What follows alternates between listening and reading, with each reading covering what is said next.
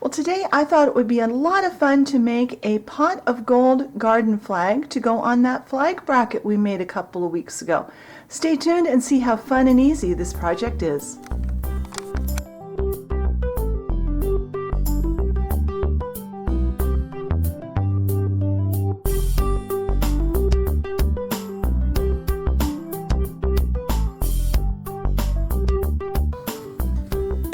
Alright, so what I've been doing in my playing around with these garden flags for our flag holders, I've just been using some plain bleached muslin. Muslin is, if you're not a sewer or someone that does quilts, it's 100% cotton fabric. It's usually less expensive than other cotton fabrics in the fabric store, but it's got a good, usually pretty tight weave, and it's a good basic fabric, and it's a good inexpensive fabric. And I'm just using there's unbleached and bleached. I like bleached for this project because it is a very white fabric.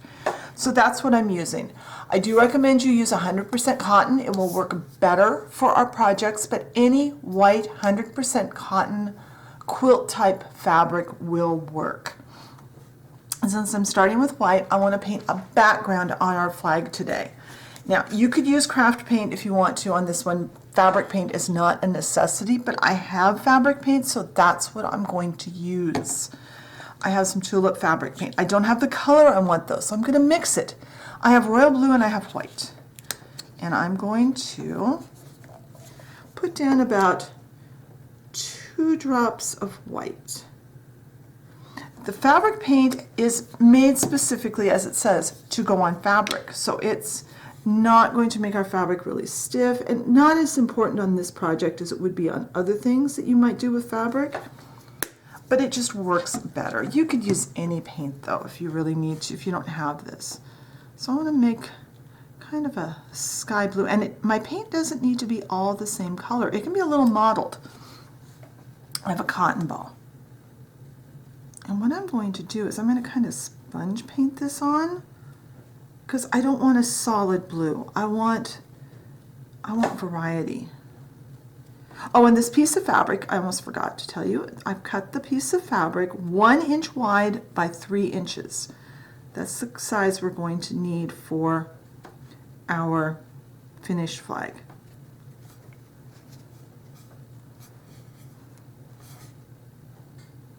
And not a lot of this blue is going to show by the time we're done. I just want a good background.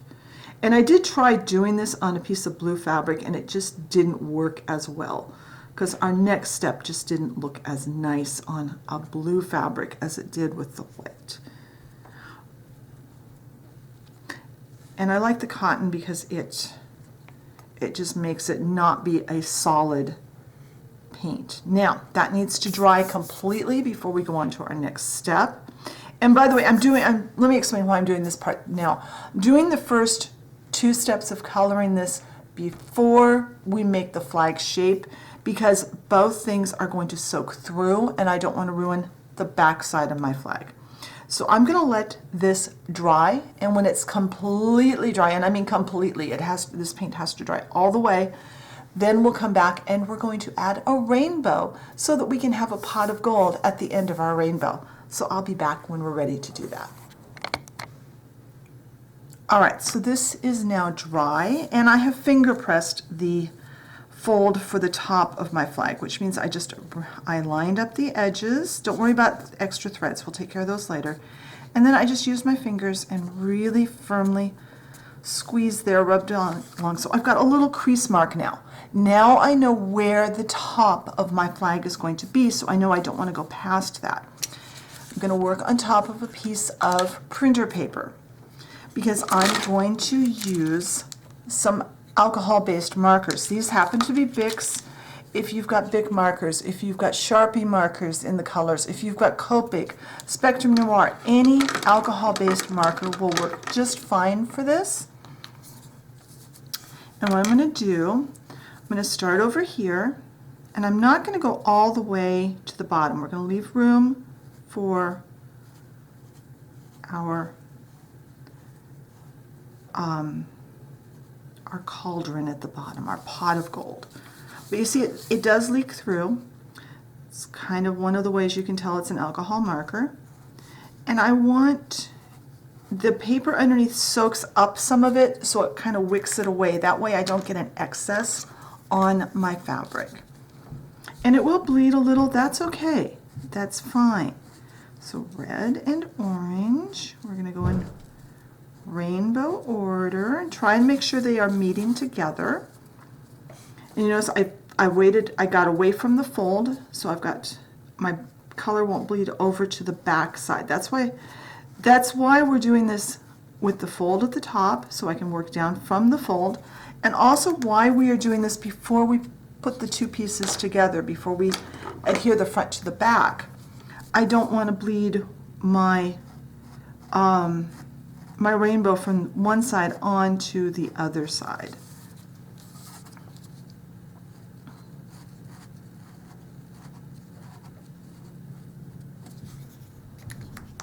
And we can always go back and touch up if we're not happy with how it came to the side. We can always touch it up when we're done with our whole flag. But I'm just lining it up next to the other. It doesn't have to be a perfect rainbow. And I'm only using 6 colors because that's what I had in my set of markers.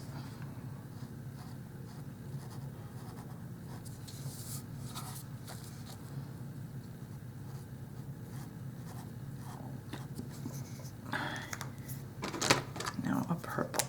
And test your colors that you've got on a scrap of your fabric to make sure that you like them, because I had 2 colors of purple, and one of them I thought I was going to like, and then when I tried it with the other colors I just didn't.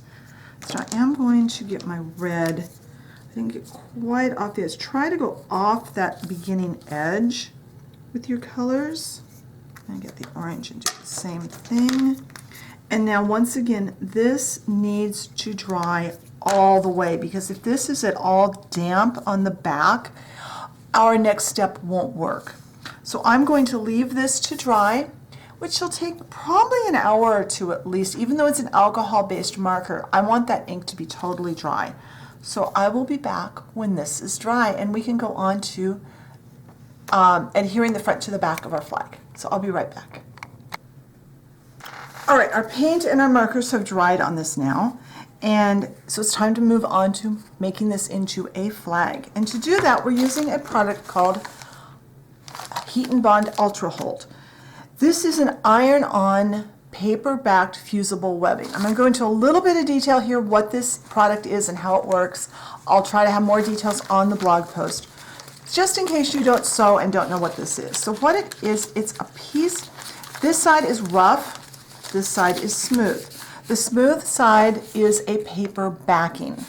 This rough side is basically a dry glue product that you use heat to put onto your fabric. You can even use this to adhere paper. The Ultra Hold means it doesn't need to be sewn, so it has a firmer bond. They make several different levels of hold, and I like the Ultra Hold for this. It just needs a regular clothes iron, and if you don't have a regular clothes iron or you don't want to use your regular clothes iron, you can use one of these little craft ones that the tulip people put out. They're also the manufacturers of those fabric paints I was using. So what I've got here is I've just got a wooden cutting board, and I've got a piece of printer paper. I have my fusible web right here. Here's the smooth side, here's the rough side, and my fabric. So I'm going to turn it over, and I'm going to preheat the back of my fabric. You want to make sure this is nice and warm. It helps take out any moisture that might have gotten in the fabric from the air, and it preheats it. Now, we're going to take this and put it paper side up. It's really, really important that you have the paper side up, and we're lining this up with the bottom of our flag.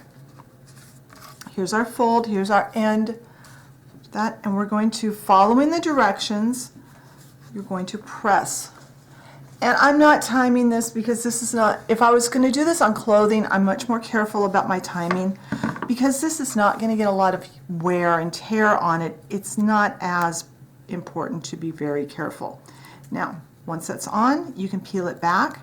The paper comes off by itself, and you've got this shiny part here. That's your glue. Now, very carefully line up your ends so that you've got your flag all put together there, and we're going to iron again. Now, because of the paint and the marker and everything, you might not be comfortable using your clothes iron. These aren't very expensive in that case. So there we go. We need to do a little trimming, and we're going to do that after. Whoops, put this under the camera. After we're done with our flag and done painting, we'll trim up the edges, but we've left a pocket for our flagpole, and we're ready to go add our pot of gold to this. So let's move back over to the work tile. All right, now that our flag is put together, we are going to paint a pot of gold. We'll start with the pot part. For that, I'm using some more of this tulip fabric paint, this time in black. I think I'll get myself a little palette so I don't make quite as much of a mess. And this is what this paint is. It's an acrylic paint that's got a medium added to it to make it more compatible with using on fabric. So I'm going to, using a fairly small brush, I want to come across, and then I want to come down like that.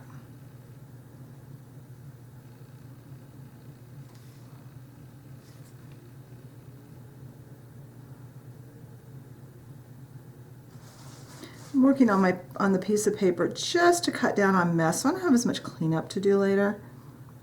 You could work directly on your tile or on a piece of paper. Now this will need to dry. Let's see if I'm at a funny angle, so I want to make sure I've got this fairly straight. I'll double check it when I'm off camera. So I'm going to let that dry, and then I'm going to flip it over and paint pretty much the same thing on this side. And when both sides are dry, I'll come back and we will put in the gold part of our pot of gold. All right, the black paint is all dry, so now we're going to add some coins, and I'm going to do a two-step process. You can just do the first one if you want. Any metallic paint. I don't have a metallic fabric paint, so I'm just using my brushed metal from Folk Art. And rather than using a brush, I'm going to use the end of a wooden skewer. This is one of those barbecue skewers from the kitchen. And just make a nice pile of coins.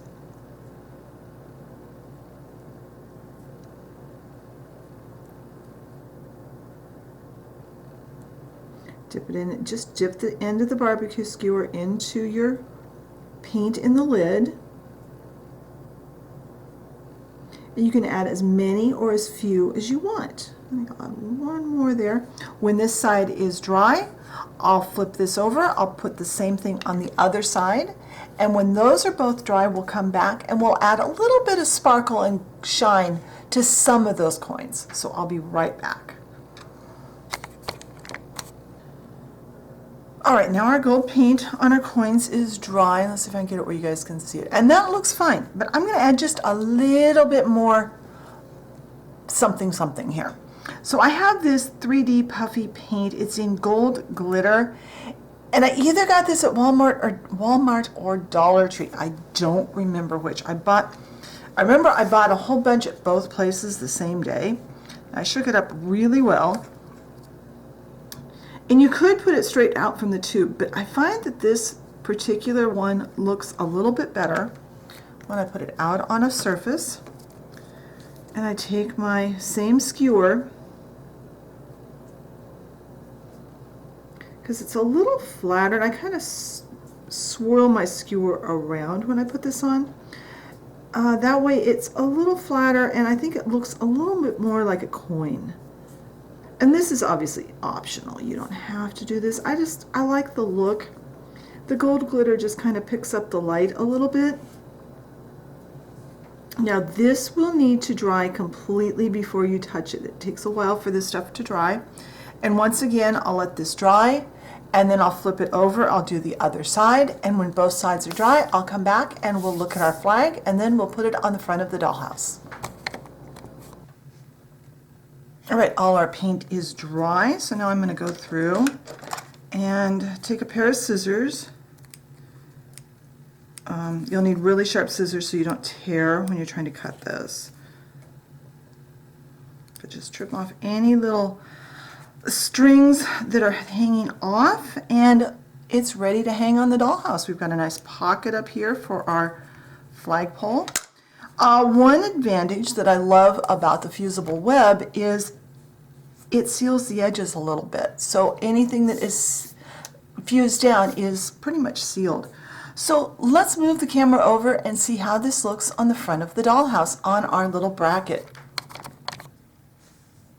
There's our flag in place. It looks super cute on the front of the dollhouse. I wanted to show you.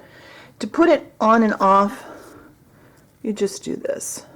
This is why we didn't glue the post into the bracket. And I am pretty sure I'm just going to use some wood glue and go ahead and glue the bracket onto that post. I love it in that position. So I hope you enjoyed today's video. If you did, leave a like and leave me a comment. What would you like to see in future videos? If you haven't subscribed and you enjoy my content, be sure and hit that subscription button and the notification bell so you know when I put up a new video. Thank you for watching, and I will talk to you next time. Bye.